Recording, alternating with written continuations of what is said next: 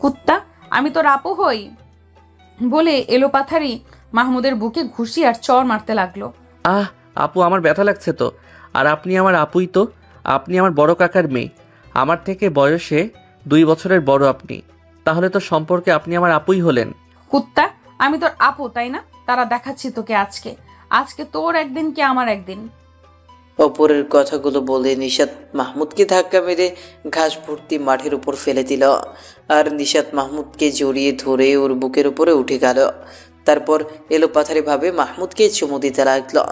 এক পর্যায়ে মাহমুদ নিশাতকে ধাক্কা মেরে নিচের বুকের উপর থেকে সরিয়ে দিয়ে নিচে উঠে পড়ল।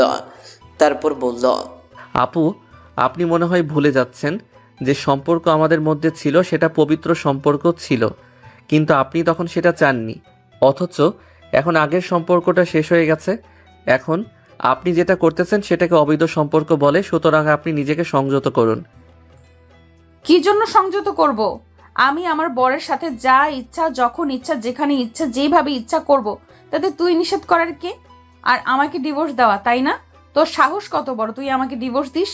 আর শোন, ডিভোর্স একজনের সইতে হয় না, দুইজনেরই সই লাগে। আর আমি তো সই করিনি, তাই ডিভোর্স তো হয়নি। তাই তুই এখনো আমার বর আছিস। কিন্তু আপনি ডিভোর্স পেপারে সই করেননি কেন? আপনি তো এই সম্পর্কে খুশি নন, আমাকে কখনোই ভালোবাসতে পারবেন না। আর আমি এমন কাউকে নিয়ে সারা জীবন কাটাতে চাই না যে আমাকে ভালোবাসে না। নিশাত এবার মাহমুদের চোখের দিকে তাকিয়ে বলতে শুরু করলো, একটা সময় সত্যিই তোমাকে ভালোবাসিনি, তবে এখন এই মুহূর্তে দাঁড়িয়ে তোমাকে ছাড়া আর কিছুই কল্পনা করতে পারি না।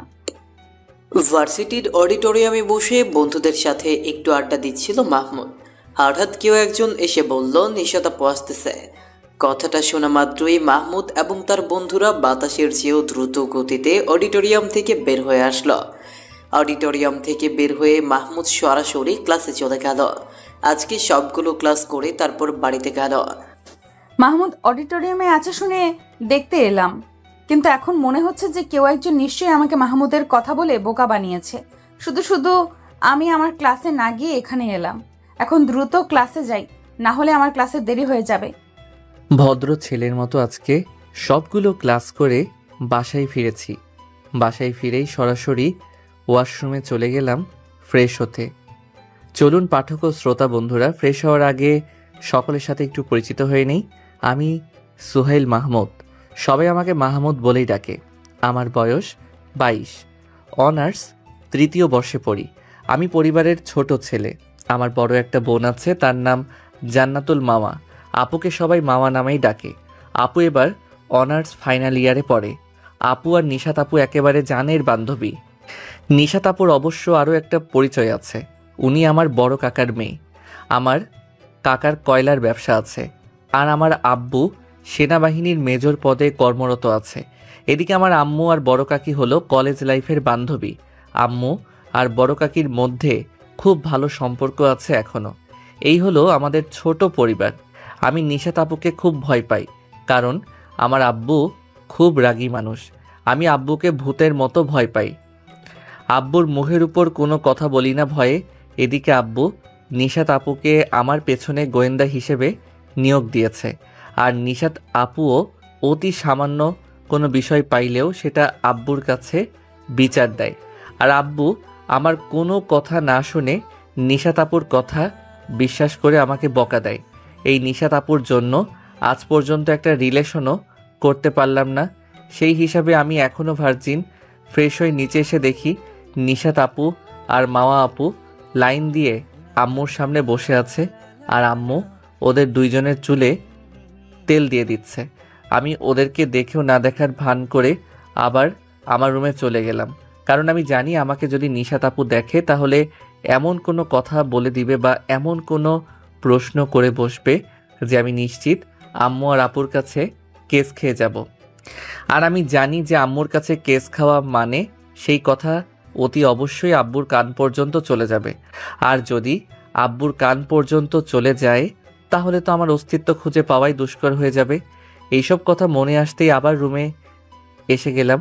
রুমে গিয়ে বসে বসে ভাবতে লাগলাম, এই নিশাত আপু না থাকলে আমার লাইফটা অন্যরকম থাকতো।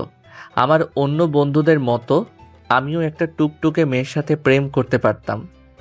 তাকে নিয়ে বিভিন্ন জায়গায় ঘুরতে যেতে পারতাম, অনেক ভালো ভালো মুহূর্ত তার সাথে কাটাতে পারতাম। রুমে বসে এইসব চিন্তা করতেছিলাম, তখন আম্মু নিচে থেকে ডাক দিল লাঞ্চ করার জন্য। আমি নিচে নেমে লাঞ্চ করে আবার উপরে চলে আসলাম। রুমে গিয়ে কিছুক্ষণ গেম খেলে পরে ঘুমিয়ে পড়লাম। আসরের আজানের শব্দে ঘুম ভেঙে গেল। ঘুম থেকে উঠে আসরের নামাজ পড়লাম। তারপর মাঠে গিয়ে একটু খেলাধুলা করলাম। মাগরিবের নামাজের পরপরই পড়তে বসলাম।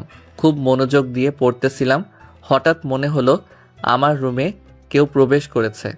আমি সেদিকে লক্ষ্য করতেই দেখি আব্বু এসেছে। আমি আরও মনোযোগ দিয়ে পড়তে লাগলাম। কিছুক্ষণ রুমের মধ্যে ঘোরাঘুরি করে আব্বু আমার পাশে এসে বসলো। আমি তারপরও কিছুক্ষণ একমনে পড়তে লাগলাম। একটা সময় আব্বু আমাকে কিছু না বলেই চলে গেল। আমিও একটানা ঈশা পর্যন্ত পড়াশোনা করলাম। ঈশার নামাজ পড়ে ড্রয়িং রুমে গিয়ে একটু বসলাম। তখন আব্বু আর আম্মু আমার সামনে বসলো। কি অবস্থা তোমার পড়াশোনার? পড়াশোনা কেমন চলতেছে? আমার অবস্থা ভালো, পড়াশোনাও ভালো চলতেছে, তবে ইদানিং একটু বেশি চাপ যাচ্ছে পড়াশোনায়। সামনের মাসের 17 তারিখ থেকে মিডিল টার্ম পরীক্ষা শুরু হবে, তাই এখন পড়াশোনার একটু চাপ যাচ্ছে বলা যায়। তাছাড়া বাকি সব ঠিকই আছে। আগামীকাল তো আপুর জন্মদিন, মনে আছে? জি, মনে আছে। আগামীকাল আমরা একটা পার্টির আয়োজন করেছি। তোমার কালকে ভার্সিটি যাওয়া লাগবে না। সকাল থেকে অনেক কাজ আছে, আমার সাথে থেকে তোমার হাতে কাজ করা লাগতে হবে। আচ্ছা, ঠিক আছে। ডিনার করে আজকে আর বেশিক্ষণ রাত না জেগে ঘুমিয়ে পড়লাম। সকালে উঠে ফজর নামাজ পড়ে জিমে গেলাম। জিম থেকে ফিরে ব্রেকফাস্ট করে অনুষ্ঠানের জায়গায় চলে গেলাম। সেখানে সব কিছু দেখে আবার বাসায় ফিরে আসলাম। লাঞ্চ করে আমি আর আব্বু চলে গেলাম অনুষ্ঠানের জায়গায়। সেখানে সব কিছু গুছিয়ে বাসায় ফিরতে ফিরতে মাগরিব ছুঁই ছুঁই অবস্থা। বাসায় এসে আমি ও আব্বু ফ্রেশ হয়ে অনুষ্ঠানের জন্য রেডি হলাম। আমার পরনে ছিল গোল্ডেন কালারের একটা ব্লেজার, সাথে ম্যাচিং জুতা, চুলগুলো জেল দিয়ে স্পাইক করা। আয়নায় দাঁড়িয়ে নিজেকে দেখে নিজেই ক্রাশ খেলাম। কিন্তু আমার উপর কোনো মেয়ে ক্রাশ খাইলেও আমার কিছুই করার নেই, কারণ এগুলো যদি নিশাত আপু একবার কোনোভাবে টের পায় তাহলে সোজা আব্বুর কানে। আর আব্বু এসব জানলে আমাকে আস্ত রাখবে না। যাই হোক, এক বালতি চাপা কষ্ট নিজের মনে দাফন করে চললাম অনুষ্ঠানের উদ্দেশ্যে। খুব সুন্দর লাইটিং এবং আয়োজনের সাথে খুবই জাঁকজমকপূর্ণভাবে আপুর জন্মদিনের অনুষ্ঠান পালন করা হচ্ছে। আমি এই সারাদিন কাজ করে খুবই ক্লান্ত ছিলাম, তাই অনুষ্ঠানের মেইন ফ্লোর থেকে বের হয়ে সামনে থাকা সুইমিং পুলের এক কোণে বসে সুইমিং পুলের পানিতে পা দুইটা ডুবিয়ে কানে ব্লুটুথ দিয়ে গান শুনতেছিলাম। আর গান শোনার সাথে সাথে নিজেও মুখে গুনগুন করে গান গাচ্ছিলাম। হঠাৎ কোনো মানুষের উপস্থিতি টের পেলাম নিজের আশেপাশে। সামনে পানিতে খুব খেয়াল করে তাকিয়ে দেখে বুঝলাম যে উপস্থিত মানুষটি কোনো পুরুষ নয়, বরং একজন মেয়ে মানুষ। আমি তার দিকে ফিরে তাকালাম মেয়েটাকে দেখার জন্য। তার দিকে তাকিয়ে দেখলাম সেটা আমার বড় আপু। কি ব্যাপার বার্থডে গার্ল, অনুষ্ঠান ছেড়ে এখানে কি জন্য? এমনি বাইরে এসেছিলাম, দেখলাম তুই এখানে বসে আছিস তাই আসলাম। তুই এত সুন্দর গান গাইতে পারিস, আগে কখনো বলিসনি তো। কই ভালো গান গাইতে পারি, একটু একটু শুনে শুনে সুর মেলাতে পারি, এই আর কি। চল, অনুষ্ঠানের সময় হয়ে যাচ্ছে। না চাওয়া সত্ত্বেও আপুর মন রক্ষা করতে এক প্রকার জোর করেই ভেতরে গেলাম। ভেতরে গিয়ে দেখি অনুষ্ঠান শুরু হতে এখনো 15 মিনিট বাকি আছে। এদিকে কেক এসে উপস্থিত। তখন আপু একেবারেই অনাকাঙ্ক্ষিত একটা কাজ করে ফেললো।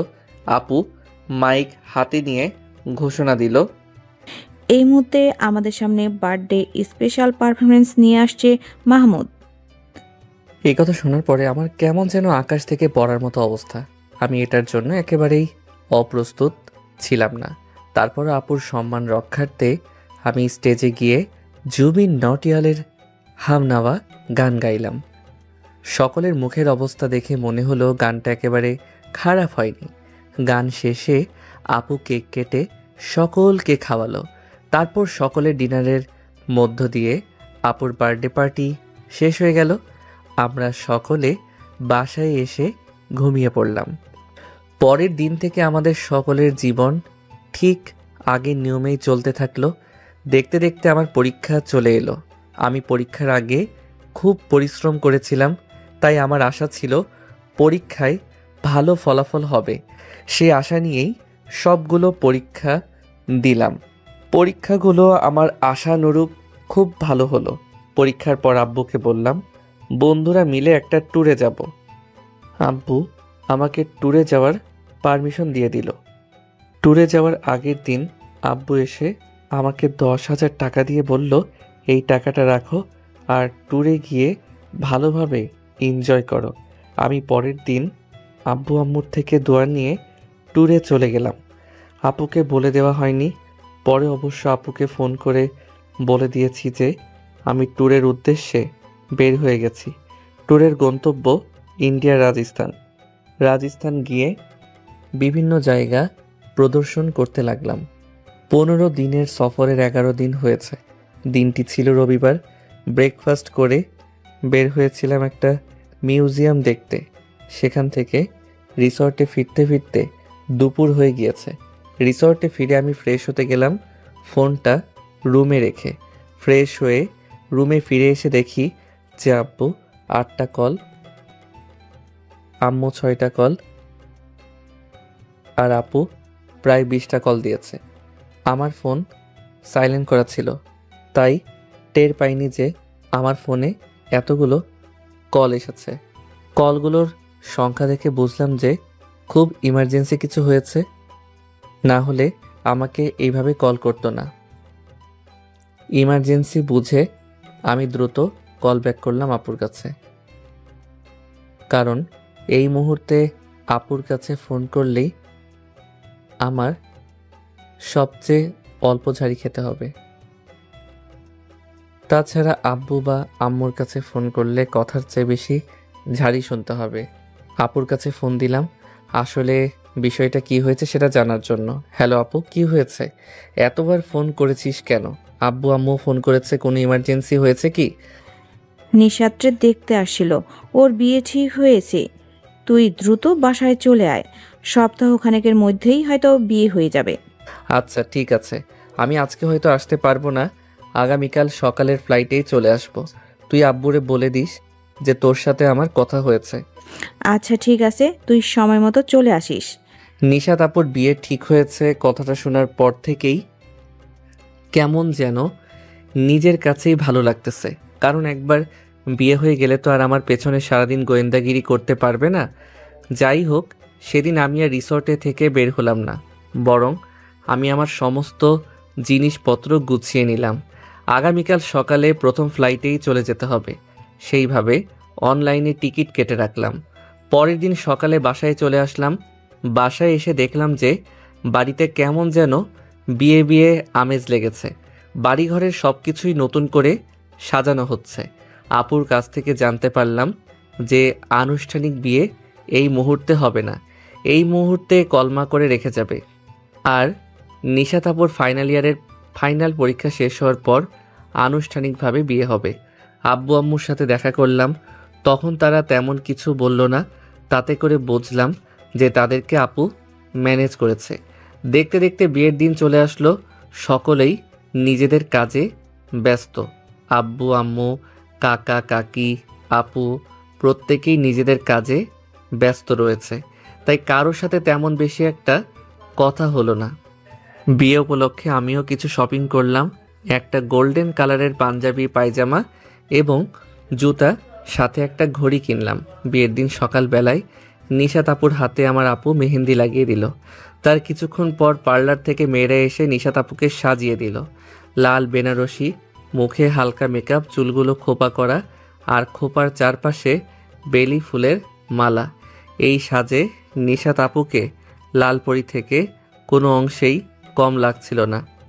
বিয়ের সময় দেওয়া ছিল শুক্রবার জুম্মার পরে। সকলে সেইভাবে প্রস্তুতি নিল। আব্বু, কাকা, আমি সকলেই গোসল করে নামাজ পড়তে যাওয়ার জন্য প্রস্তুত হলাম। এখন ঘড়িতে সময় 11:53। বরপক্ষ কত দূর আসছে সেটা শোনার জন্য কাকু ফোন দিল, কিন্তু কেউই ফোন রিসিভ করলো না। আব্বু ফোন করেছিল, তাতেও একই অবস্থা, কেউই ফোন রিসিভ করে না। নিশাত আপুর কাছে ছেলের নম্বর ছিল।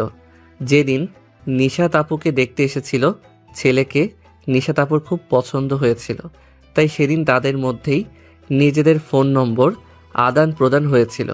আর সেদিনের পর থেকে বিয়ের আগ পর্যন্ত নিশাত আপু ছেলেটার সাথে চুটিয়ে প্রেম করেছে। আপু জীবনে কখনোই প্রেম করেনি আমার জানা মতে। তাই বলা যায় যে এটা আপুর জীবনের প্রথম প্রেম। আর প্রথম প্রেমের আবেগটাও একটু অন্যরকমই হয়। এটা যারা প্রেম করেছেন তারা ঠিকই জানেন। কাকি নিশাত আপুর কাছ থেকে ছেলের নম্বর নিয়ে ছেলেকে ফোন করলো। ছেলের অবস্থা আরও ভয়ঙ্কর। বাড়ির লোকের ফোনে তাও কল ঢুকতেছিল, কিন্তু ছেলের ফোন সরাসরি বন্ধ বলতেছে। এবার আমার নাকে কেমন যেন রহস্যের গন্ধ আসতে শুরু করেছে। ছেলে সহ ছেলের বাড়ির কারোর সাথে যোগাযোগ করা যাচ্ছে না। এটা নিয়ে আমাদের বাড়িতে এক অস্বস্তি সৃষ্টি হলো। আমার এই পরিবেশটা একদমই ভালো লাগতেছিল না। তাই আমি আপুকে বলে বাসার পাশে একটা লেক আছে, সেই লেকের পাড়ে এসে বসে আছি। আমি মন লেকের পাড়ে বসেছিলাম। হঠাৎ পকেটে থাকা ফোনটা বেজে উঠল। পকেট থেকে ফোনটা বের করে দেখলাম যে আব্বু ফোন করেছে। মাহমুদ, কোথায় তুমি? আমি ফোনটা রিসিভ করলাম। আব্বু আমার ভালো লাগতেছিল না, তাই একটু লেকের পাড়ে বসে আছি। তুমি যেখানে থাকো না কেন 10 মিনিটের মধ্যে বাসায় চলে আসো, তোমার সাথে জরুরি কথা আছে। আচ্ছা আব্বু, আসতেছি। আব্বুর সাথে কথা বলা শেষে আমি সরাসরি বাসার উদ্দেশ্যে রওনা হলাম। বাসায় ঢুকে মনে হলো বাসার পরিবেশ একেবারেই থমথমে। সবাই আমাকে কেমন করে যেন দেখতেছে।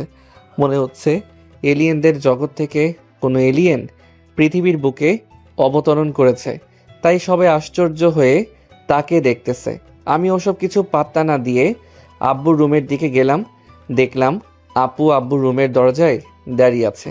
আমাকে দেখা মাত্রই আপু একটুখানি মুচকি হাসি দিল, যার অর্থ আমি কিছুই বুঝলাম না। আপুকে পাশ কাটিয়ে আমি চলে গেলাম আব্বুর রুমে। আব্বুর রুমে গিয়ে দেখি ওখানে আব্বু আম্মু কাকা কাকি বসে আছে। আমি রুমে ঢোকা মাত্রই কাকা কাকি রুম থেকে বের হয়ে গেল। আব্বু আম্মুকে রুমের দরজা আটকে দিতে বলল। এবার আমার একটু একটু ভয় লাগা শুরু হয়েছে। দরজা লাগানোর পরে আব্বু বলল, শোন, আমি আজ পর্যন্ত তোমার থেকে কোনো কিছু চাইনি। আজকে আমি বাবা হিসেবে আমার ছেলের কাছ থেকে একটা জিনিস চাইবো। আশা করি তুমি ছেলে হিসেবে আমাকে সেটা ফিরিয়ে দিবে না। আমার সাধ্যের মধ্যে হলে অবশ্যই পূরণ করব। এই বিষয়ে আপনি শতভাগ নিশ্চিত থাকতে পারেন। তোমার কি কোনো মেয়ে পছন্দ করা আছে? একটু ভয় পেলেও বুকে এক বালতি সাহস নিয়ে বললাম, না, আমার তেমন পছন্দের কোনো মেয়ে নাই। নিশাত মামুনি আজকে বিয়ে হওয়ার কথা ছিল, কিন্তু ছেলে অন্য জায়গায় রিলেশন আছে। তাই আজকে সকালে ছেলে সেই মেয়েকে নিয়ে পালিয়ে গিয়েছে। এই খবরটা যখন আসে তখন তোমার কাকার অবস্থা খুবই খারাপ হয়ে গেছিল। আর নিশাত মামুনিকে লোকজন বিভিন্নভাবে কটু কটু কথা বলছিল। তাই সেখানে আমি বড় মুখ করে বলে এসেছি যে নিশাত মামুনির বিয়ে আজকেই হবে। ছেলের প্রয়োজন আমি খুঁজে আনবো। তোমার কাকা কাকির সাথে আমি কথা বলেছি, তারা রাজি হয়েছে। এখন আমি চাই যে আজকে নিশাত মামুনির সাথে তোমার বিয়ে হোক। আব্বু কি বলেন এসব? আমি এখনো ছোট, বিয়ের বয়স হয় নাই। আমি এখন বিয়ে করলে বউ খাওয়াবো কিভাবে? আর তার চেয়ে বড় কথা হলো নিশাত আপু আমার চেয়ে প্রায় 2 বছরের বড়। আমি তাকে কিভাবে বিয়ে করব? আমি তাকে বড় আপুর দৃষ্টিতে দেখি, তাকে আমি কখনো সেই দৃষ্টিতে দেখি নাই। অনুরোধ সাপেক্ষে যদি আমি এই বিয়ে করতে রাজি হয়েও যাই, নিশাত আপু কি রাজি হবে এই বিয়ে করতে? তোর পড়াশোনা শেষ করে সেটেল হওয়ার আগ পর্যন্ত তোর বউ খাওয়ানোর চিন্তা তোকে করতে হবে না। আর যতদূর কথা, ছোট বড় এটা কোনো বিষয় নয়। এখন মেয়ে বড়, ছেলে ছোট, এমন বিয়ে অহরহ হচ্ছে। আর আমাদের সমাজে সেটা সদরে গ্রহণ করতেছে।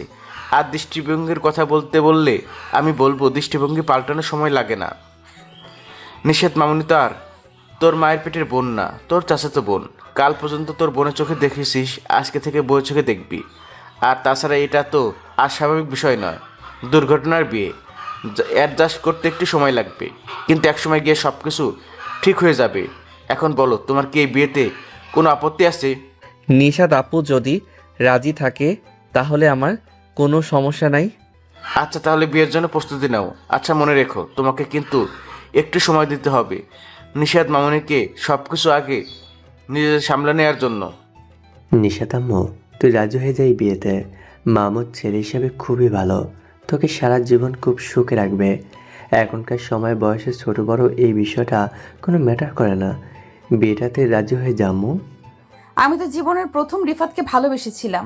ও আমাকে এভাবে কেন কষ্ট দিল বলতে পারো? আমি তো ওর জায়গায় আর অন্য কাউকেই বসাতে পারবো না, আর ওকেও কখনো মেনে নিতে পারবো না। যদি ও ফিরে আসে তাহলে আমার জীবনে কি হবে এখন বলো তো? তোমাদের কথা মেনে যদি এখন মাহমুদকে বিয়ে করে নেই তাহলে ওই ছেলেটার সাথে অন্যায় করা হবে। কারণ মাহমুদকে আমি কখনোই নিজের স্বামী হিসেবে মানতে পারবো না। ওকে আমি স্বামীর কোনো অধিকারও দিতে পারবো না, কারণ আমার মনের পুরোটা জুড়ে রিফাতের বসবাস। ও আমাকে ভালো না বাসলেও আমি তো ওকে মন থেকেই ভালোবেসেছিলাম, তাই ওকে ভোলা আমার পক্ষে সম্ভব হবে না। আর রিফাতকে ভুলতে না পারলে আমি কখনোই মাহমুদকে নিজের স্বামীর জায়গায় বসাতে পারবো না। তাহলে তো ওই ছেলেটার সাথে অনধিকার চর্চা হয়ে যাবে, এটা ওর প্রতি অন্যায় হয়ে যাবে। ওরও তো একটা জীবন আছে, ওরও তো কিছু স্বপ্ন আছে। আমার জন্য কেন ও নিজের জীবন ও স্বপ্নের জলাঞ্জলি দিবে? সময় একটা বড় প্রতিষেধক আম্মু। সময় এবং পরিস্থিতি মানুষের অনেক বড় বড় আঘাতে প্রতিষেধক হয়ে ওঠে। আর তোমার এই আঘাতটা তো সেসবের বিবেচনায় একেবারেই ছোট আঘাত। এটাও সময়ের সাথে সাথে ঠিক হয়ে যাবে। তবে এটা ঠিক হওয়ার জন্য তোমাকে একটু সময় দিতে হবে। ভেঙে পড়লে হবে না। আমরা তো তোমার বাবা মা, আমরা নিশ্চয়ই তোমার খারাপ চাইব না। তাই বলতেছি, আমাদের কথা হলো বিয়েতে রাজি হয়ে যাও। দেখবে ভবিষ্যতে অনেক সুখী হবে। আচ্ছা ঠিক আছে, তোমাদের কথায় আমি রাজি হলাম। যদি মাহমুদ রাজি হয় তাহলে, তবে আমাদের ভবিষ্যৎ জীবন কেমন হবে সেই বিষয়ে আমি তোমাদেরকে কোনো নিশ্চয়তা দিতে পারবো না। আচ্ছা ঠিক আছে, আগে দুইজনের বিয়েটা দিয়ে দেই, তারপর কি করতে হবে সেটা তখন ভাবা যাবে। এই কথার উপরেই আমার আর নিশাত আপুর বিয়ের আয়োজন করা হলো। কাজী আমাদেরকে কবুল বলতে বললে আমি নিশাত আপুর দিকে একবার তাকালাম, আর নিশাত আপু আমার দিকে একবার তাকালো। আপুর চোখে আমি অসহায়ত্ব দেখেছি। আপু আমার চোখে কি দেখেছেন সেটা উনি ভালো বলতে পারবেন। তারপর আমরা দুইজন কবুল বলে স্বামী ও স্ত্রী রূপে বিবাহ নামক এক পবিত্র বন্ধনে আবদ্ধ হলাম, যে বন্ধনে হয়তো চাওয়া পাওয়া আর আশা আকাঙ্ক্ষার জায়গা অনেক কম অথবা নেই বললেই চলে। নিজের জীবনকে এক প্রকার অনিশ্চিত ভবিষ্যতের দিকে ঠেলে দিয়ে জীবনের নতুন পথ চলতে শুরু করলাম। এখন বাজে রাত 11:54। আমি বাসার ছাদে বসে ভাবতেছি আজকে সারা দিন ঘটে যাওয়া ঘটনাগুলো। হঠাৎ দেখি আব্বু আমার পাশে দাঁড়িয়ে আছে। আমি আব্বুর দিকে ঘুরে তাকাতেই আব্বু বলল, বাবা অনেক রাত হয়েছে, এখন ঘরে যাও। তোমার সম্পর্কটা স্বাভাবিক পরিস্থিতি তৈরি হয়নি, তাই সম্পর্ক স্বাভাবিক করতে হলে প্রচুর প্রচুর সময় স্পেন্ড দিতে হবে। পরস্পরকে বুঝতে হবে, সময় দিতে হবে, সম্মান দিতে হবে। অপরদিকে মানুষটা সর্বোচ্চ পর্যায়ে যত্ন নিতে হবে। পরস্পরের অনুভূতি শেয়ার করতে হবে। তোমার সাথে থাকা লোকটার মূল্য তোমার কাছে কতটা সেটা তোকে বুঝতে হবে। তারপরে ধীরে ধীরে সম্পর্ক উন্নয়ন হবে। পরস্পরের মন একে অপরের কাছে বাধা পড়বে। আব্বু আমার সাথে সাধারণত এই ধরনের কথা বলেন না, তাই আমি আব্বুর কথাগুলো শুনে যথেষ্ট অবাক হয়েছি। তবু আব্বুর কথা মতো নিজের রুমে চলে গেলাম।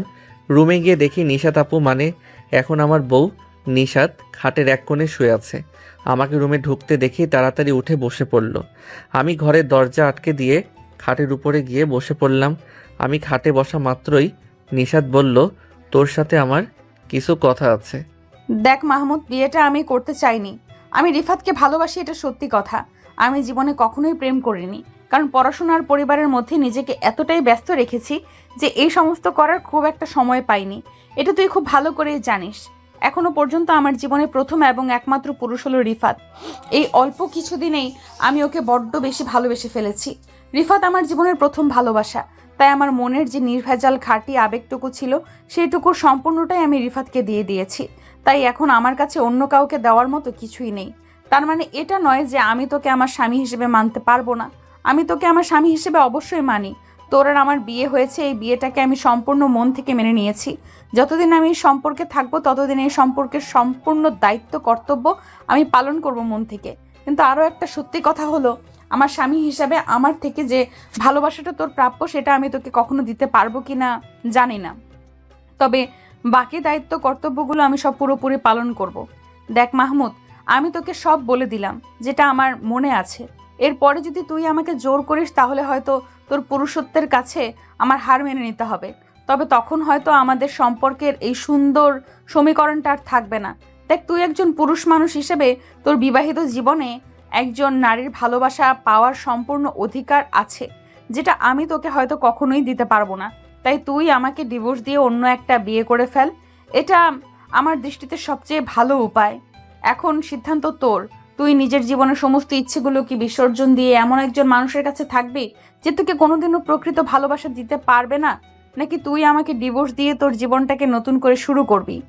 আপনি ফ্রেশ না হলে ফ্রেশ হয়ে আসুন, আপনি বের হলে আমি ফ্রেশ হতে ঢুকবো। আমার এমন কথা শুনে নিশাত যথেষ্ট অবাক হলেও একটা ফর্মাল কাপড় নিয়ে ফ্রেশ হতে চলে গেল। এদিকে আমি বসে বসে ভাবতেছি আমার জীবনটা কোন পথে চলতেছে। মেয়ে হিসেবে নিশাত একটু করা হলেও মনটা খুবই ভালো। সংসার করার জন্য যে কোনো ছেলেই এমন একজন মেয়ে চাইবে। কিন্তু অন্যদিকে নিশাত যেটা বলতেছে সেটা যদি ও রাগের কথা হয় তাহলে তো ঠিক আছে। আদর, যত্ন, ভালোবাসা, ইম্পর্টেন্স আর একজন বিশ্বস্ত মানুষকে পাশে পেলেই ঠিক হয়ে যাবে। এটা করা আমার পক্ষে সম্ভব। কিন্তু যদি এটাই নিশাতের জীবনের একমাত্র সত্যি হয় তাহলে তো সমস্যা। এইসব ভাবার মধ্যেই নিশাত ফ্রেশ হয়ে বেরিয়ে আসলো। আমি নিশাতের দিকে একবার তাকালাম, তারপর চোখ নামিয়ে চলে গেলাম ওয়াশরুমে। তারপর ফ্রেশ হয়ে এসে আমি বিছানার অন্য পাশে শুয়ে পড়লাম। পরের দিন সকালবেলায় আমার মুখে হঠাৎ করে পানি অনুভব করে আমার ঘুম ভেঙে গেল। আমি ঘুম থেকে উঠে দেখি যে নিশাত গোসল করে নীল কালারের একটা শাড়ি পরে ড্রেসিং টেবিলের সামনে বসে বসে চুল আঁচড়াচ্ছে। সবেমাত্র গোসল করার কারণে চুলে পানি ছিল, আর সেই পানি আমার মুখে এসে পড়ল। আমি এক ধ্যানে নিশাতের দিকে চেয়ে রইলাম। আমার ধ্যান ভাঙল যখন আপু দরজার বাহিরে এসে ডাক দিল। মাহমুদ, নিশাত, দ্রুত নিচে এসো। সবাই খাবার টেবিলে তোমাদের জন্য অপেক্ষা করে বসে আছে। আপু আসতেছি 5 মিনিটে। এরপর আমি ফ্রেশ হয়ে বের হলাম। তারপর আমি আর নিশাত একসাথে খেতে গেলাম নিচে। খাওয়া দাওয়া শেষ করে নিশাত ইউনিভার্সিটি যাওয়ার জন্য প্রস্তুতি নিচ্ছিল। তখন আম্মু নিশাতকে ইউনিভার্সিটি যেতে নিষেধ করে বলল, নিশাত, গতকালকে তোমার বিয়ে হয়েছে, এখন ইউনিভার্সিটি যাওয়ার দরকার নেই, কয়েকদিন পরে যেও। আর তাছাড়া পরীক্ষার তো এখনো 6 মাস সময় আছে। এখন 1 সপ্তাহ বা 10 দিন ক্লাস মিস দিলে কোনো সমস্যা হবে না আশা করি। আম্মুর কথা শুনে নিশাদের মুখটা কাচুমাচু করে মাহমুদের রুমে চলে গেল। রুমে গিয়ে দেখে মাহমুদ ডায়েরিতে কি যেন একটা লিখতেছে। নিশাদ সেদিকে ভ্রুক্ষেপ না করে নিজের মনে কিছুক্ষণ ফোনে বান্ধবীদের সাথে কথা বলে একটা বই হাতে নিয়ে চলে গেল ব্যালকনিতে। কিছুক্ষণ ব্যালকনিতে বসে পড়ে তারপর নিচে গিয়ে দেখলো মাহমুদের আম্মু রান্নাঘরে রান্না করতেছে। নিশাদ গিয়ে মাহমুদের আম্মুর পেছনে গিয়ে দাঁড়িয়ে বলল, আন্টি, আমি তো রান্না করতে পারি না, আপনি কি আমাকে একটু রান্না করা শিখিয়ে দেবেন? পাগলি মেয়ে, দিব না কেন, অবশ্যই শিখিয়ে দিব রান্না করা। তারপর মাহমুদের আম্মু নিশাদকে বেগুন ভাজি করা আর ভাত রান্না করা শিখিয়ে দিয়ে দাও। নিশাদ রান্না শিখে খুবই খুশি হলো। তারপর নিশাদ রুমে গিয়ে মাহমুদকে সহ বাসার সবাইকে খাওয়ার জন্য ডেকে নিয়ে আসলো টেবিলে। সবাই একসাথে বসে খেতে শুরু করলো। খাওয়ার মাঝে মাহমুদের বাবা বলে উঠল, শোন, বিয়ে তো করে ফেললে, এখন তো মেয়েটাকে একটু সময় দাও, তাতে তোমারও ভালো লাগবে আর মেয়েটারও ভালো লাগবে। আর তাছাড়া তোমরা তো এতদিন পরিচিত ছিলে ভাই বোন হিসেবে, এখন তো তোমরা স্বামী স্ত্রী, নিজেদের সেই জায়গা থেকে একটু চেনো। তাই বলতেছি যে নিশাত মামনিকে নিয়ে একটু ঘুরে এসো। আমি কক্সবাজারে হোটেল বুকিং করে দিয়েছি, আর আজকে রাতে রওনা দিয়ে যা। যদি অন্য দেশের কোথাও যেতে মন চায় সেটা বলতে পারো, আমি ব্যবস্থা করে দিচ্ছি। আব্বুর কথা শুনে মাহমুদ নিশাদের দিকে তাকালো তার অভিব্যক্তি বোঝার জন্য। নিশাদকে দেখে মাহমুদের মনে হলো যে নিশাদ যাওয়ার জন্য সম্মত আছে। সেই জন্য মাহমুদ তার বাবাকে যাবে বলে দিল। রাতে যথাসময়ে গাড়িতে উঠলো তারা। গাড়িতে সবাই কাপল ছিল, তাই বিভিন্ন কাপল বিভিন্ন ভঙ্গিতে বসেছিল। তাতে অবশ্য কেউ কিছু মনে করছে না, কারণ সকলেই তো কাপল। গাড়ির এই অবস্থা দেখে নিশাতের মন অনেকটাই খারাপ লাগলো। তাই সে মনে মনে বলতে লাগলো, আজকে যদি রিফাতের সাথে বিয়েটা হতো তাহলে আমিও এদের মতো করেই যেতাম, কিন্তু কিছু করার নেই। বাস্তবতা এটাই যে আমার বিয়ে মাহমুদের সাথেই হয়েছে, রিফাতের সাথে নয়। আর রিফাত আমাকে ধোকা দিয়েছে, বিয়ের প্রতিশ্রুতি দিয়েও বিয়ের দিন আসেনি। সে আমার অতীত, তবুও কেন আমি তাকে নিয়ে এত ভাবছি? ভালোবেসেছিলাম তো তাকে, তাই হয়তো তাকে এত সহজে ভুলতে পারতেছি না। ভালোবাসা হয়তো এমনই হয়। এসব কথা ভাবতে ভাবতেই গাড়ির সিটে হেলান দিয়ে ঘুমিয়ে পড়ল নিশাত। নিশাত মাহমুদের উল্টো দিকে মাথা দিয়ে ঘুমিয়েছিল, কিন্তু ঘুমের মধ্যে দিক পরিবর্তন করে নিশাত মাহমুদের দিকে ফিরে গেল আর নিজের অজান্তে মাহমুদের কাঁধে মাথা দিয়ে ঘুমিয়ে পড়ল। মাহমুদের কাঁধে মাথা পড়তেই মাহমুদের ঘুম ভেঙে গেল। মাহমুদ খেয়াল করলো যে ঘুমের মধ্যে নিশাতের মাথাটা তার কাঁধে পড়েছে, তাই মাহমুদ নিশাতের মাথাটা ভালো করে তার কাঁধে রেখে নিশাতের নিষ্পাপ ঘুমন্ত চেহারার দিকে তাকিয়ে থাকলো। এইভাবে তাকিয়ে থাকতে থাকতে মাহমুদের এক সময় ঘুমিয়ে গেল। সকালে সূর্যের আলো জানলা দিয়ে নিশাতের চোখে পড়তেই তার ঘুম ভেঙে যায়। ঘুম ভাঙতেই নিশাত দেখে যে তার মাথা মাহমুদের কাঁধে আর মাহমুদের মাথা তার মাথার উপরে। এখন যদি নিশাত নড়াচড়া করে তাহলে মাহমুদের ঘুম ভেঙে যাবে, তাই নিশাত নড়াচড়া না করে চোখ বন্ধ করে ওইভাবেই থাকে। তবে তাকে দেখলে যে কেউ মনে করবে যে সে ঘুমিয়ে আছে। মাহমুদের ঘুম ভাঙলে মাহমুদও তাই মনে করল। নিশাত ঘুমিয়ে আছে মনে করে মাহমুদ বলতে লাগলো, ঘুমন্ত অবস্থায় আপনাকে একেবারে নিষ্পাপ লাগতেছে। যদি আপনি একটিবার ভালোবাসাতেন, একবার আমাকে ভালোবাসার অধিকার দিতেন, কথা দিচ্ছি ভালোবাসায় আপনাকে ভরিয়ে দিতাম, কোনো কষ্ট হতে দিতাম না আপনার। কিন্তু কি আর করার বলুন, আপনার মনে তো অন্য কারোর বসবাস। আমার সাথে আপনার বিয়ে হলেও আপনার মনের ও স্বপ্নের রাজকুমার তো অন্যজন। আপনার ভালোবাসা আর আবেগ তো আছে অন্য কাউকে ঘিরে। আমি সেখানে কখনো যেতে পারবো না। আমি চাইলে জোর করে আপনাকে পেতে পারতাম, কিন্তু আমার আপনার ভালোবাসার প্রয়োজন, আর আমি জানি সেটা আমি কখনোই পাবো না। তাই আমি এভাবেই কাটিয়ে দিব আপনাকে নিয়ে। তবে যদি কখনো আপনি চলে যেতে চান তাহলে আমি আপনাকে কখনোই আটকাবো না, কারণ আপনি খুশি থাকলেই আমি খুশি, কারণ আমি আপনাকে একটু একটু করে ভালোবাসতে শুরু করেছি। যাক, অনেক কথাই বলে ফেললাম, হয়তো ঘুমিয়ে আছেন তাই বললাম সাহস করে। যদি জেগে থাকতেন তাহলে কখনোই বলতে পারতাম না। তাছাড়া এখন বলেও তো আর কোনো লাভ নাই, কারণ আপনি তো ঘুমিয়ে আছেন। তাই আপনার জন্য এখন এগুলো বলা আর না বলা একই সমান। কিন্তু আমি নিজেকে এই কথাটা অন্তত বলতে পারবো যে একদিন ঘুমের মধ্যে হলেও কমপক্ষে আমি আপনাকে আমার মনের কথাগুলো বলতে পেরেছিলাম। কথাগুলো বলে মাহমুদ নিশাতকে ডাকতে লাগলো। নিশাত জেগে থাকায় সব কথাই শুনেছে, কিন্তু মাহমুদ ঘুম থেকে ডাকলে নিশাত এমনভাবে উঠল ঘুম থেকে যেন নিশাত গভীর ঘুমে আচ্ছন্ন ছিল। কক্সবাজারে পৌঁছে তারা বুকিং করা হোটেলে চলে গেল। হোটেলে ঢুকে তারা দুইজন এক এক করে ফ্রেশ হয়ে লাঞ্চ করে নিল। তারপর ক্লান্ত থাকায় রুমে গিয়ে দুজনেই ঘুমিয়ে গেল। বুকের উপরে ভারী কিছু অনুভব করে ঘুম ভেঙে গেল মাহমুদের। মাহমুদ আস্তে আস্তে চোখ খুলে দেখল যে নিশাত মাহমুদকে কোলবালিশ বানিয়ে ঘুমিয়ে রয়েছে। মাহমুদ কিছু না বলে ওই অবস্থায় আবার ঘুমিয়ে পড়ল, কিন্তু ঘুম কিছুতেই আসতেছে না, কারণ তার শরীরের সাথে মিশে রয়েছে নিশাত। এটা তার শরীরকে উত্তাল করে দিচ্ছে। অনেক কষ্টে মাহমুদ নিজেকে নিয়ন্ত্রণ করে শুয়েছিল। কিছুক্ষণ পরে নিচে থেকে একটু নড়াচড়া দিতেই নিশাতের ঘুম ভেঙে গেল। ঘুম ভেঙে নিশাত নিজেকে মাহমুদের কোলে খুঁজে পেল। এতে অবশ্য নিশাত অনেক লজ্জা পেল। লজ্জায় নিশাতের গাল টমেটোর মতো লাল হয়ে গেল, আর মাহমুদ নিশাতের সেই লজ্জাসিক্ত টমেটোর মতো লাল হয়ে যাওয়া মুখের দিকে বোকার মতো তাকিয়ে থাকল।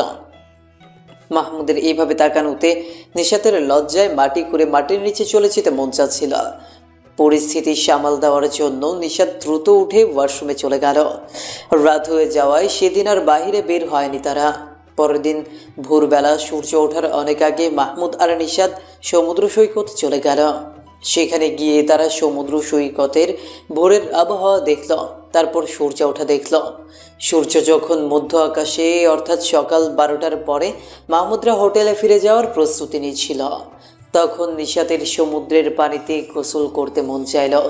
নিশাত মাহমুদকে কোনো কিছু না বলেই চলে গেল সমুদ্রের পানিতে গোসল করতে।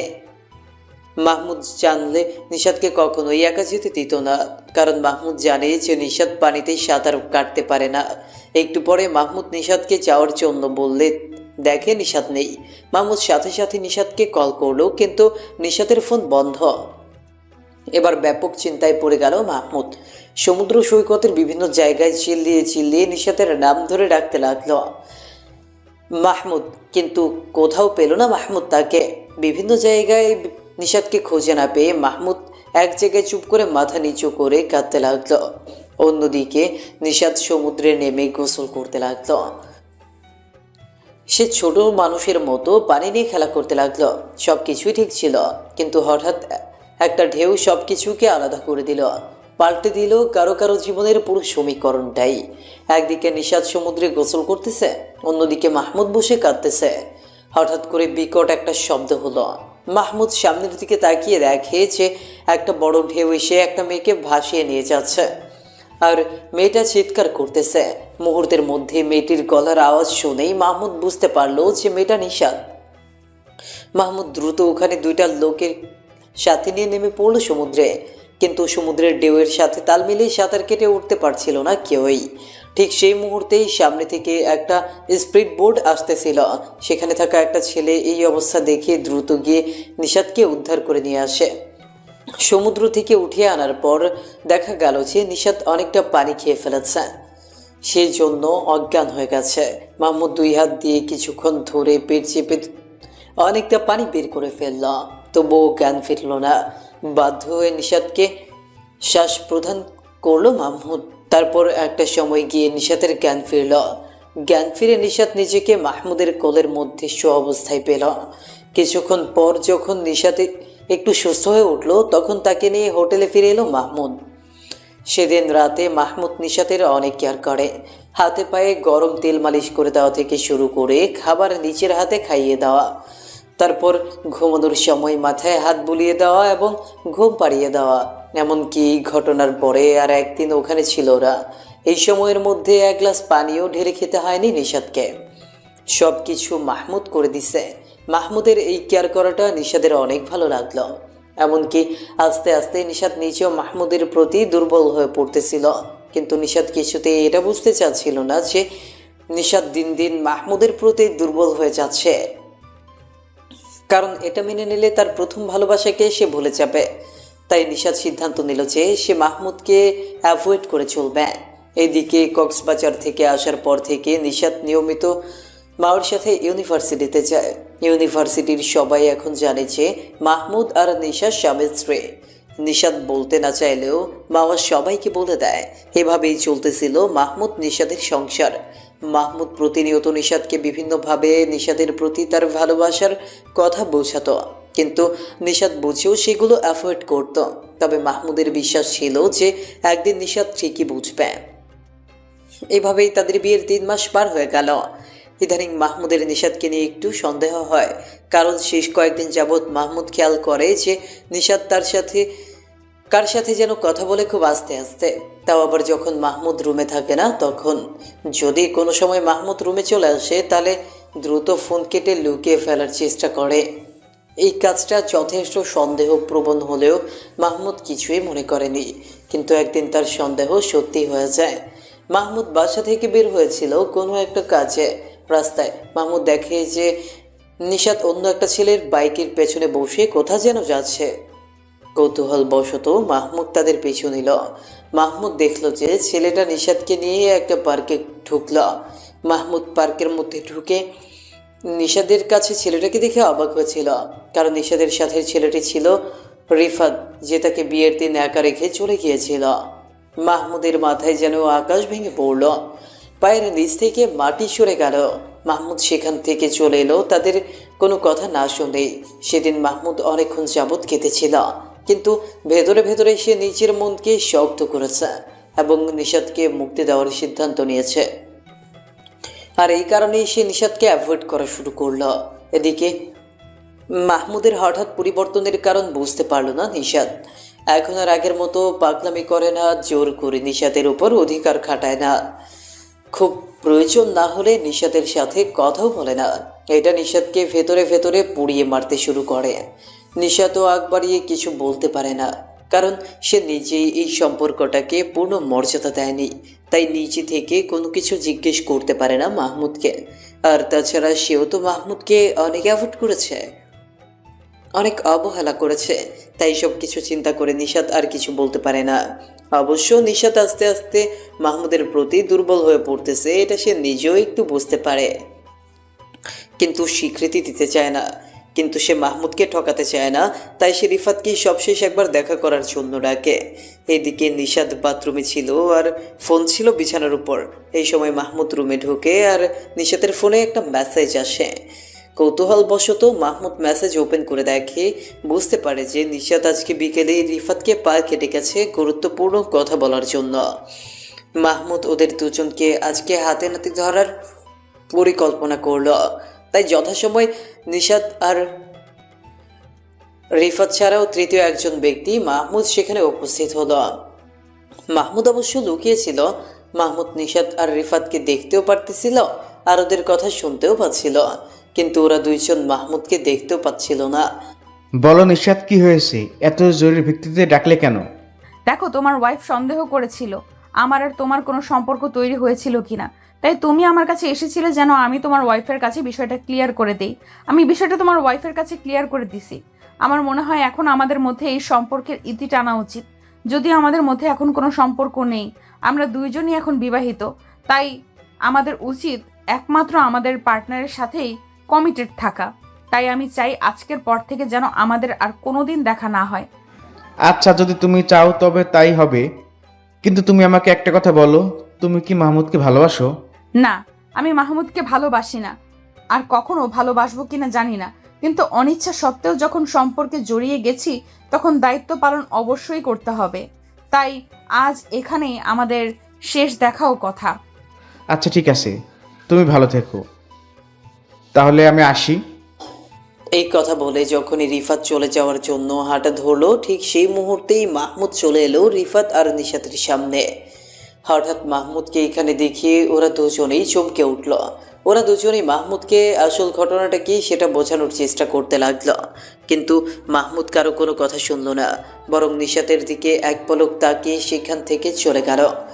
নিশাত ভাবলো বাসায় গিয়ে মাহমুদকে বিষয়টা বুঝিয়ে বলবে। এদিকে ওখান থেকে মাহমুদ বাসায় ফেরার সময় নিশাত আর রিফাতের কথাগুলো নিয়ে ভাবতে লাগলো মাহমুদ। তাতে করে সে খুশি আর দুঃখী দুটোই হলো। খুশি হলো এটা ভেবেছে নিশাত তাকে ঠকাতে চায়নি, তাই নিজে থেকেই রিফাতকে ডেকে সব কিছু শেষ করে দিচ্ছে। আর দুঃখ এটা ভেবেছে নিশাত এই সম্পর্কটাকে এখনো দায়িত্ব মনে করে, এটা ভেবে। তাহলে গত 3 মাসে নিশাতের মনে মাহমুদ নিজের জন্য একটুখানি জায়গাও তৈরি করতে পারেনি। নিশাতের এই কথাটাই মাহমুদ আরও স্পষ্ট হয়ে গেল যে নিশাতকে মুক্তি দেওয়ার যে সিদ্ধান্ত সে নিয়েছে সেটা ভুল নয়। তাই মাহমুদ চূড়ান্ত সিদ্ধান্ত নিয়ে নিল যে মাহমুদ নিশাতকে ডিভোর্স দিয়ে দিবে। বাসায় গিয়ে সে রুমে বসেছিল। একটু পরে নিশাত বাসায় এসে রুমে ঢুকলো। মাহমুদ রুম থেকে বেরিয়ে গেল। নিশাত আর মাহমুদকে বিষয়টা বোঝাতেই পারল না। তারপর রাতে মাহমুদ বালিশ নিয়ে নিচে শুয়ে পড়ল। এই ঘটনার পর থেকে মাহমুদ নিশাতের সাথে আব্বু আম্মু আর মামার সামনে প্রয়োজন অনুযায়ী দু একটা কথা হয়তো বলে, কিন্তু এর বাইরে একা থাকলে কোনো কথাই বলে না। প্রথমে কয়েকদিন নিশাত চেষ্টা করেছে সত্যিটা মাহমুদকে বলতে, কিন্তু মাহমুদ না শোনার কারণে পরে আর কিছুই বলতো না। এদিকে নিশাতের পরীক্ষার তারিখ এগিয়ে আসার কারণে পড়াশোনায় একেবারে একনিষ্ঠ হয়ে গেল। তাই এখন আর নিশাতের সাথে কোনো কথাই হয় না। নিশাত সকালে উঠে ফ্রেশ হয়ে ব্রেকফাস্ট করে আপুর সাথে ইউনিভার্সিটিতে চলে যায়, আর বিকেলে এসে গোসল করে ঘুমায়। তারপর সন্ধ্যার পর থেকে অনেক রাত পর্যন্ত পড়াশোনা করে। এটাই এখন নিশাতের প্রত্যেক দিনের রুটিন। দেখতে দেখতে আমাদের বিয়ের 5 মাস পূর্ণ হয়ে গেল। আজকে নিশাতের ফাইনাল ইয়ারের ফাইনাল পরীক্ষা শেষ। 1 মাস পরে পরীক্ষার রেজাল্ট দিবে। এই 1 মাস ইউনিভার্সিটির ছুটি থাকবে, তাই নিশাত এই 1 মাস ওর বাবার বাসায় গিয়ে থাকবে বলে ঠিক করেছে। আম্মু যেতে দিতে না চাইলেও আমি জোর করে পাঠিয়ে দিলাম, কারণ আমাদের সম্পর্কের সমীকরণটা ঠিক আগের জায়গায় রয়েছে। একটুও উন্নতি হয়নি আমাদের সম্পর্কের, কেননা নিশাত এখনো পর্যন্ত জানে না যে সেদিনের রিফাত আর নিশাতের ঘটনাটার আসল সত্যি আমি জানি। নিশাত যদি এটা জানতে পারতো তাহলে হয়তো আমাদের সম্পর্কটা একটু ভালো হতে পারতো।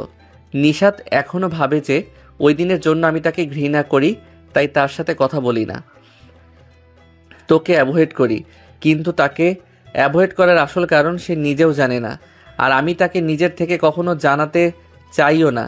আমি তাকে মুক্তি দিব সিদ্ধান্ত নেওয়া সত্ত্বেও কেন যেন মাঝে মধ্যেই আমার নেওয়া সিদ্ধান্ত থেকে সরে আসতে মন চায়। কেননা এই 5টা মাসে আমি একটু একটু করে নিশাতকে ভালোবেসে ফেলেছি। সে আমার হবে না জেনেও আমি তাকে ভালোবেসে ফেলেছি। আমার হৃদয়ের সমস্তটা জুড়েই তার বসবাস গড়ে তুলেছি। এখন আমার হৃদয়ের সম্পূর্ণটা জুড়েই শুধু নিশাতের বসবাস। আমি জানি এটা একান্তই আমার একতরফা ভালোবাসা। সে আমাকে কখনো ভালোবাসবে না, তারপরেও আমি এতেই খুশি আছি। আমার মনের এই কথাগুলো শুধুমাত্র আমার ডায়েরিটাই জানে, আর কেউ জানে না। বিগত 5 মাসে নিশাতকে নিয়ে আমার মনের সব অনুভূতিগুলো একটা একটা করে ডায়েরির পাতায় লেখা আছে। ওই ডায়েরির পাতাগুলোই একমাত্র জানে যে আমি নিশাতকে কতটা ভালোবাসি। কিন্তু আমার ইদানিং মনে হচ্ছে আমার ডায়েরি আমি ছাড়াও অন্য কেউ পড়ে। কিন্তু প্রশ্ন হলো, এই অন্য কেউ কে যে আমার ডায়েরি পড়ে? নিশাত বাবার বাড়ি 1 মাস থাকবে বলে গেলেও 3 দিন পরে চলে এলো আমাদের বাসায়। আমি দেখেও কিছুই বললাম না। ইদানিং আমাদের মধ্যে খুব প্রয়োজন ছাড়া কথা হয় না। নিশাতের জগতেই থাকে, ওর পড়াশোনা আর রিফাতের সাথে কাটানো কিছু স্মৃতিকে আঁকড়ে। আর আমি 1 মাস আগে সেনাবাহিনীর মাঠে দাঁড়িয়েছিলাম। সেখানে আব্বুর পরিচিত অফিসার থাকাতে চাকরিটা পেতে আমার খুব বেশি কষ্ট করতে হয়নি। আমাদের ট্রেনিংয়ের ডেট দিয়েছে 1 মাস পরে। আমি এখন চিন্তায় পড়ে গেলাম যে নিশাতকে কি করা যায়। কারণ বিগত 5 মাসে আমার কোনোভাবেই আমার মনে হয়নি যে আমার প্রতি তার কোনো অনুভূতি জন্ম নিয়েছে। তাই আমি সিদ্ধান্তহীনতায় ভুগছিলাম। এভাবে আরও 15 দিন চলে গেল। তবে একটা বিষয় নিশাত বাবার বাড়ি থেকে আসার পর থেকে খেয়াল করতেছি যে নিশাত আমার মনোযোগ আকর্ষণের চেষ্টা করে বিভিন্নভাবে, কিন্তু বিষয়টা আমি খুব বেশি গুরুত্বের সাথে দেখিনি। অন্যদিকে আমার আপু একদিন আমার ঘরে এসেছিল চার্জার খুঁজতে। সেদিন আমার এতটাই ঘুম পেয়েছিল যে আমি ডায়েরিটা খুলে রেখেই ডায়েরির পাশে মাথা রেখে ঘুমিয়ে গিয়েছিলাম। সেদিন আপু আমার ডায়েরির শুরু থেকে কিছু পাতা পড়েছিল। তারপর প্রতিদিন আমি যখন বাসায় থাকতাম না বা আমি যখন ঘুমিয়ে থাকতাম, তখন আপু লুকিয়ে লুকিয়ে আমার ডায়েরি পড়তো। আপু আমার ডায়েরি পড়ে বুঝতে পারে আমার আর নিশাতের সম্পর্কের অবস্থা। তখন আপু নিজে নিজে নিশাতের সাথে কথা বলতে নিশাতের বাসায় যায়। কারণ তখন নিশাত পরীক্ষা শেষ করে বাসায় চলে গেছে 1 মাসের ছুটিতে।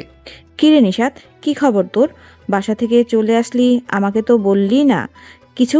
আম্মুকে তোর কথা জিজ্ঞাসা করলে বললো তুই বাড়িতে আসলে এসেছিস, তাই চলে এলাম তোর বাড়িতে।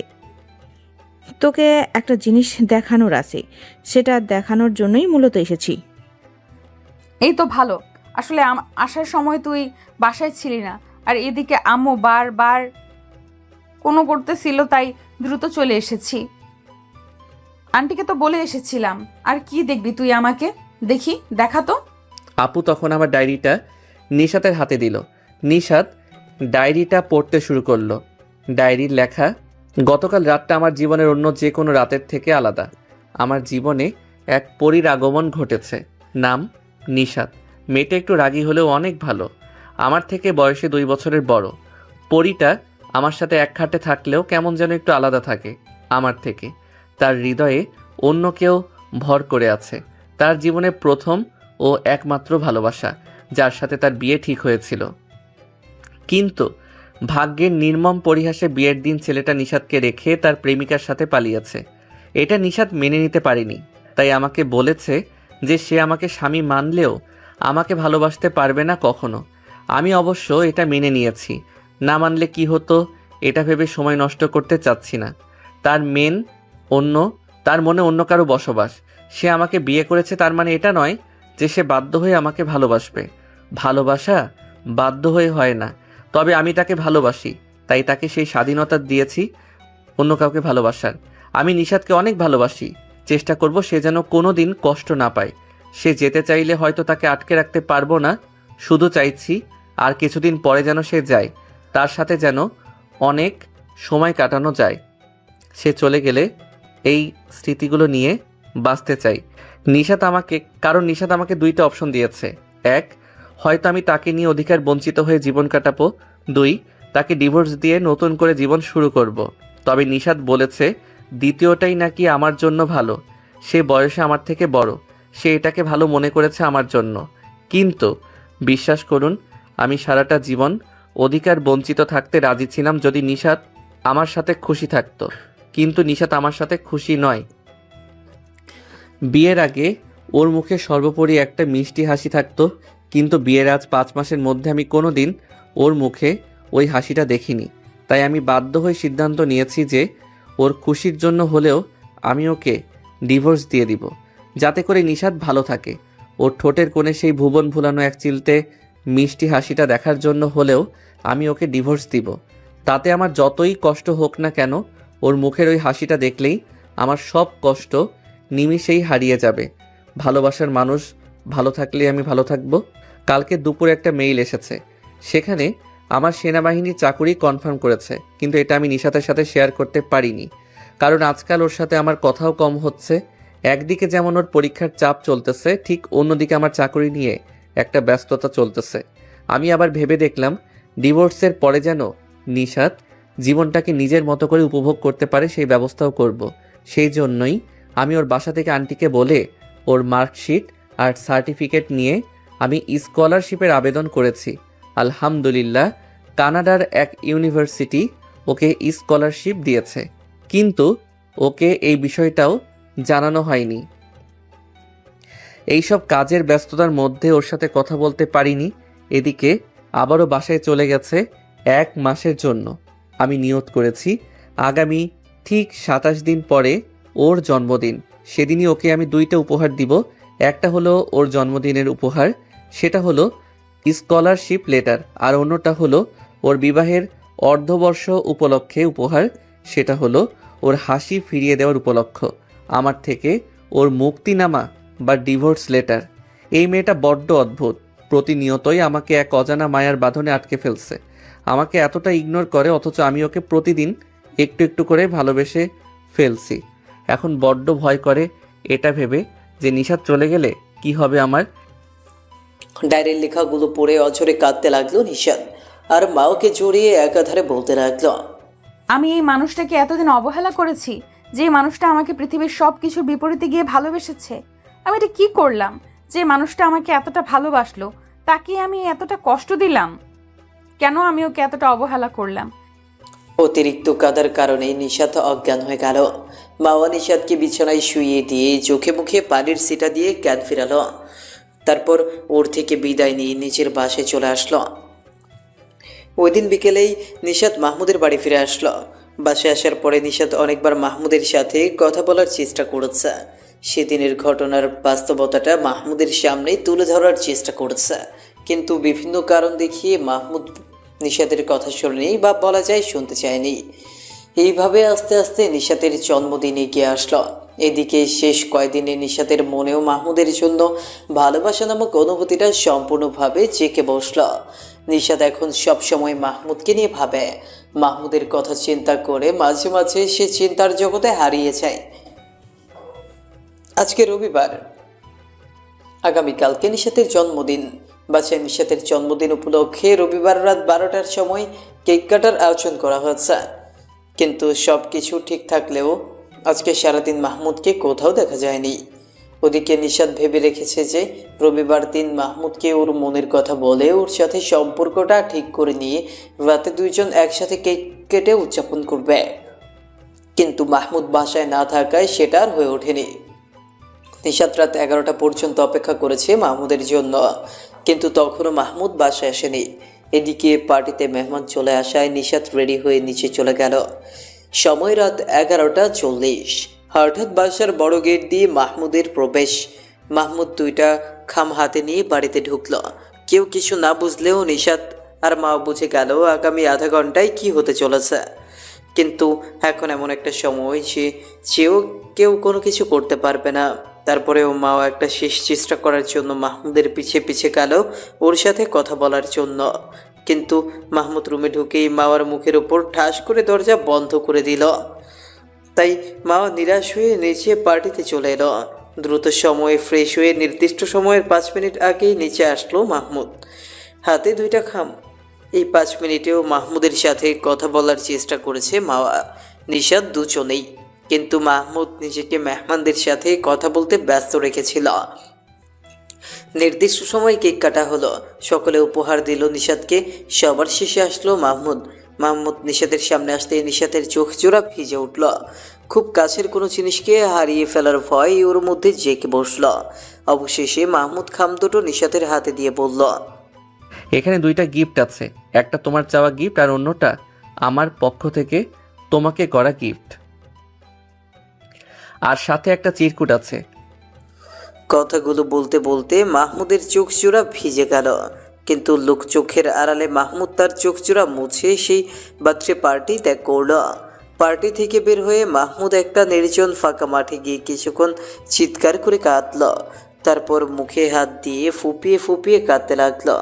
এদিকে নিশাদ চিরকুটটা খুলে পড়তে শুরু করলো। আমি জানি সেদিন আপনার আর রিফাতের মধ্যে কি কথা হয়েছিল। আমি ওখানে শুরু থেকে শেষ পর্যন্ত ছিলাম। আমি এমন একটা জায়গায় ছিলাম যেখান থেকে আপনারা আমাকে না দেখতে পেলেও আমি আপনাদেরকে স্পষ্ট দেখতেও পারছিলাম আর শুনতেও পারছিলাম। চিরকুট পড়া শেষ করে নিশাদ সামনে তাকিয়ে দেখে যে মাহমুদ মেন গেট দিয়ে বের হয়ে যাচ্ছে। মাহমুদের চলে যাওয়ার দিকে ফ্যাল করে তাকিয়ে থাকলো নিশাদ, আর ভাবতে লাগলো এটা কি হলো তার সাথে। অবশ্য এটা তো হওয়ারই ছিল তার সাথে, কিন্তু সে তো সব কিছু ঠিক করে নিতে চেয়েছিল, তাহলে কেন সে একটা সুযোগ পেল না? এসব ভাবতে ভাবতে অঝরে কাঁদতে লাগলো নিশাদ। নিশাতের অবস্থা দেখে মাওয়া তাকে পাঠিয়ে দিল মাহমুদকে খুঁজে বের করে ওর সাথে কথা বলে সব কিছু মিটিয়ে নিতে। নিশাত মাহমুদকে খুঁজতে খুঁজতে একটা ফাঁকা মাঠে গাছের নিচে মুখে হাত দিয়ে ফুপিয়ে ফুপিয়ে কাঁদতে দেখতে পেল। নিশাত গিয়ে একেবারে মাহমুদের পেছনে গিয়ে বসল। ছেড়ে যখন যেতেই পারবে না তাহলে ছেড়ে চলে এলে কেন? কে কে কে? এ কি নিশাত আপু? আপনি এখানে? নিশাত মাহমুদের মুখে আপু ডাক শুনে বলল, কুত্তা, আমি তোর আপু হই বলে এলোপাথারি মাহমুদের বুকে ঘুষি আর চর মারতে লাগলো। আহ আপু, আমার ব্যথা লাগছে তো। আর আপনি আমার আপুই তো। আপনি আমার বড় কাকার মেয়ে, আমার থেকে বয়সে 2 বছরের বড় আপনি। তাহলে তো সম্পর্কে আপনি আমার আপুই হলেন। কুত্তা, আমি তোর আপু তাই না? তারা দেখাচ্ছি তোকে আজকে। আজকে তোর একদিন কি আমার একদিন। অপরের কথাগুলো বলে নিশাত মাহমুদকে ধাক্কা মেরে ঘাস ভর্তি মাঠের উপর ফেলে দিল, আর নিশাত মাহমুদকে জড়িয়ে ধরে ওর বুকের উপরে উঠে গেল। তারপর এলোপাথারিভাবে মাহমুদকে চুমু দিতে লাগলো। এক পর্যায়ে মাহমুদ নিশাতকে ধাক্কা মেরে নিচের বুকের উপর থেকে সরিয়ে দিয়ে নিচে উঠে পড়ল। তারপর বলল, আপু, আপনি মনে হয় ভুলে যাচ্ছেন যে সম্পর্ক আমাদের মধ্যে ছিল সেটা পবিত্র সম্পর্ক ছিল, কিন্তু আপনি তখন সেটা চাননি। অথচ এখন আগের সম্পর্কটা শেষ হয়ে গেছে। এখন আপনি যেটা করতেছেন সেটাকে অবৈধ সম্পর্ক বলে, সুতরাং আপনি নিজেকে সংযত করুন। কি জন্য সংযত করব? আমি আমার বরের সাথে যা ইচ্ছা, যখন ইচ্ছা, যেখানে ইচ্ছা, যেভাবে ইচ্ছা করব, তাতে তুই নিষেধ করার কে? আর আমাকে ডিভোর্স দেওয়া, তাই না? তোর সাহস কত বড়, তুই আমাকে ডিভোর্স দিস? আর শোন, ডিভোর্স একজনের সইতে হয় না, 2 জনেরই সই লাগে। আর আমি তো সই করিনি, তাই ডিভোর্স তো হয়নি। তাই তুই এখনো আমার বর আছিস। কিন্তু আপনি ডিভোর্স পেপারে সই করেননি কেন? আপনি তো এই সম্পর্কে খুশি নন, আমাকে কখনোই ভালোবাসতে পারবেন না। আর আমি এমন কাউকে নিয়ে সারা জীবন কাটাতে চাই না যে আমাকে ভালোবাসে না। নিশাত এবার মাহমুদের চোখের দিকে তাকিয়ে বলতে শুরু করলো, একটা সময় সত্যিই তোমাকে ভালোবাসিনি, তবে এখন এই মুহূর্তে দাঁড়িয়ে তোমাকে ছাড়া আর কিছুই কল্পনা করতে পারি না। আমার এসব উচ্চ ডিগ্রি চাই না, আমি সারা জীবন তোমাকে ভালোবাসতে চাই। আমি আর তুমি মিলে ছোট্ট একটা সংসার গড়ে তুলতে চাই। আমি তোমার ছেলেমেয়ের মা হতে চাই। তোমার জীবনের সর্বক্ষেত্রে আমি আমার অধিকার বাস্তবায়ন করতে চাই। সর্বোপরি আমি একান্তই তোমার হয়ে থাকতে চাই। দেবে কি আমাকে এই অধিকারটুকু?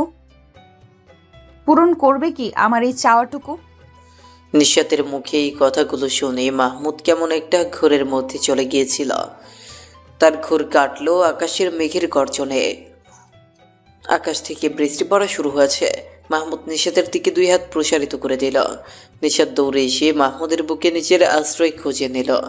মাহমুদ ও নিশাত পরস্পরকে এতটাই শক্ত করে আঁকড়ে ছিল যে মনে একে অপরের সাথে মিশে যাচ্ছে।